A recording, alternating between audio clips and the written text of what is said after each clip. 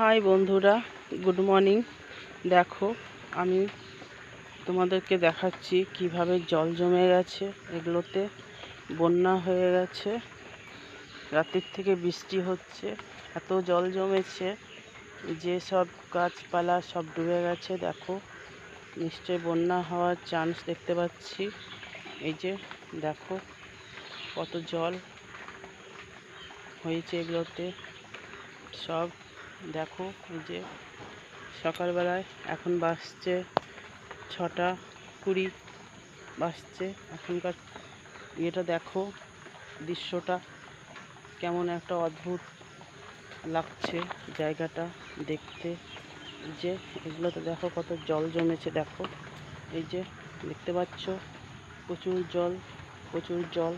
এখানে একটা যাই হোক একটা নৌকা চালাতে হবে মনে হচ্ছে, না তো পার হওয়া যাবে না, এত জল। এই যে গাছটা ডুবে গেছে, এটা হচ্ছে জামরুল গাছ দেখতে পাচ্ছ।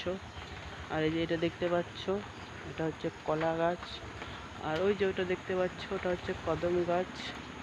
সব গাছগুলো দেখো জলে ভর্তি হয়ে গেছে, এত জল ডাকছে। এবং চারিদিকে ব্যাঙ ডাকছে, ব্যাঙের শব্দ শুনতে পাচ্ছ নিশ্চয়। দেখো, আমি নিয়ে চলে এসেছি, ব্যাঙ ডাকছে।